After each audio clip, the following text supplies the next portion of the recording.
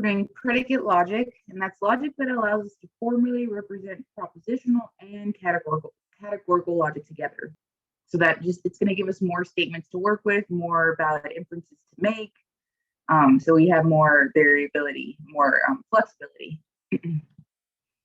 So first, we're starting with translations. So we have singular statements, and so these are statements about a specific person, place, time, or object.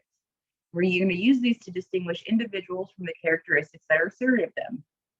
So if you guys remember with categorical logic, we had subject, predicate, and we had classes. We were relating two different classes, and now we're going to relate with subject, predicate.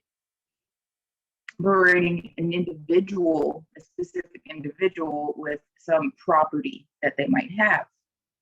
So we're going to represent our predicates with uppercase letters, and we're going to represent our subjects with lowercase letters. And these are called individual constants. And these are the letters A through, I guess, W, because we do not use X, Y, or Z. X, Y, and Z are called variables in this system, and they're going to serve a different purpose, which you'll learn about next video. Right now, we're talking about specific individuals, constants. And this is the first example. Puma was a spoiled puppy.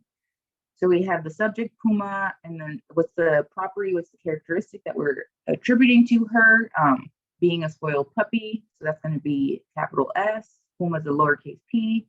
And this is how we translate, capital S, lowercase p. So it's always predicate first and the subject after. Pretty simple, right? These little singular statements, but these do get challenging. Actually, so we're going to talk about variables right now, the universal statements. So you guys already covered universal statements, the A and the E statements. So they affirm or deny that every member of the subject class is a member of the predicate class. So we have all S or P. It's basically saying that if anything is an S, then it's going to be a P2. And then we have no S or P. So if anything is an S, then it's not going to be a P. And so this is where those X, Y, and Z, the variables come in. So you represent an all statement, we have a parenthesis, X parenthesis. So this entire thing. And that's the individual variable that we are, so like when we say all swans are white. So this individual X or this variable X is gonna stand for some swan. And so right here, down here, if anything is an S, so if this X is standing for anything, if anything is a swan, then it's going to be black. I should have used the B there. So for any X at all, if X is a swan, then X is white. That's what that's saying. So that X is standing for any individual in the set, anything at all. It's actually, it's standing for anything at all. And then once we say this first part of the conditional, if it's an S, so that excludes all the objects that aren't swans. So the statement is saying, so for anything at all, this X is standing for anything at all. If that thing is a swan, then it's going to be white. And then to go over the E statement, for any X at all, if that thing is a swan, then it's not going to be black. So yeah, this X is standing for any object whatsoever. That's why it's a variable. That's why it's distinct from the constants. The constants, we're talking about a specific individual, P, Puma, or I could have used like A, like Angela is a Duke student. It would have been like capital D, lowercase a. This is saying for anything at all. So that's what this universal X, and it could be Y, it could be Z too. So the variables, you can use any variable you want, X, Y, or Z. Here's a couple other examples. All dogs go to heaven. For any X at all, if X is a dog, then X goes to heaven. No dogs go to heaven. For any X at all, if X is a dog, then X does not go to heaven or hell. No dogs go to hell. So a very important rule, something that you're going to need to keep in mind for the remainder of the semester, is that quantifiers govern only the expression immediately following it. So the parentheses really, really matter. These two statements are not logically equivalent. They're not even semantically equivalent. So this is saying for any X at all, if X is D, then X is H. And this is saying that for all X are D, then all X are H. So these are the same two expressions, but I'm using F and F, H here. So this first one is saying that for all X, if all X are F, then all X are H. Whereas the second one is saying in the set of all X, if X is an F, then it's an H. So the second statement, not all X is necessarily F or H. It's all that's hypothetical conditional, right? Whereas this one, it is saying that everything's an F, then everything is an H. So if everything is a female, then everything is human. But for everything, if it's a female, then it's human. Another consideration, because now we're working with these variables, is whether the variable is bound or unbound. So an unbound variable is a variable that does not have a quantifier attached to it. And so in this case, the H, this X attached to this H is unbound because this X extends only here. Because we don't have parentheses covering the entire statement, this quantifier is only going to be attached to the antecedent here. And then in this statement, there's no quantifier at all. So these are both, this X attached to the D and the X attached to this H are both unbound. So they're statement functions, but they don't have a truth value, so they cannot be used in our system. And like I said, the first is the free variable HX, and the second doesn't have any universal or particular attached to it.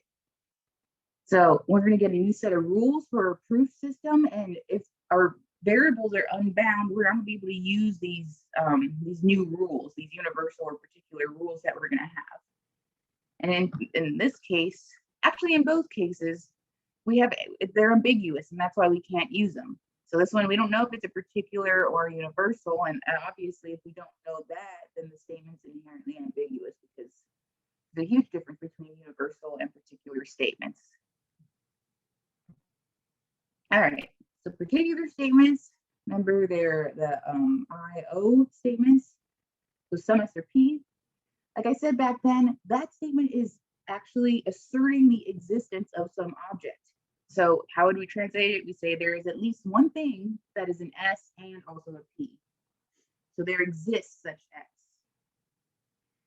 Some S are not P. There's at least one thing that is an S and is also not a P. So we're going to use this quantifier to represent these particular statements. So it's a parentheses, a backwards capital E, and an X parenthesis. So there exists an X such that S is X, or X is S and X is P, or there exists an X such that S is X and X is not P. Example down here, some dogs are not good with kids, so there exists an X such that X is a dog and X is not good with kids. So that is asserting the existence of such a dog. So we use a conjunction to represent our existentials. We use a conditional to represent our universals. So we have a couple complex examples here. So dogs and cats are pets. I'd say the and here is misleading because I think the better interpretation is the statement is a universal. So all dogs are pets, all cats are pets. So in this case, we would translate it like this. So for all X, if X is a dog or X is a cat, then X is a pet. Aliens exist. I don't think it's saying that all aliens exist. So some people might think that's a universal, but in reality, I think it's saying that there exists something, and that thing is an alien. So there exists an X such that X is an alien. Not one dog will go to hell. That gets translated to no dogs go to hell. So I think it's a universal negative. So we got to use that E format. And it turns out that negated particulars are equivalent to universal negatives. And so that's going back to that traditional interpretation again when we're looking at that square, and you know how we have the contraries, and we also have the superlative relationship. We can translate that as there does not exist a single X such that X is a dog and X goes to hell. Or you can say that for every X, if X is a dog, then X does not go to hell. So there's two different ways to write it. Same thing down here. It's not the case that every dog likes kids. We have a negated universal. So we have It is not the case that for all X, if X is a dog, then X likes kids, or there exists an X such that X is a dog and X does not like kids. So obviously, these two are logically equivalent. So I would take both on a test, exam, or whatever.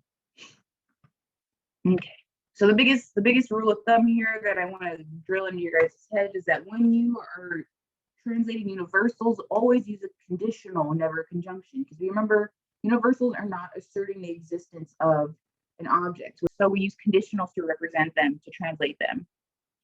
And then similar reasoning with the particular statements, we are asserting the existence of an object. So we can't use a conditional to represent them. We have to use a conjunction because we're saying something is an S and something is a P. So we use a conjunction, not a conditional.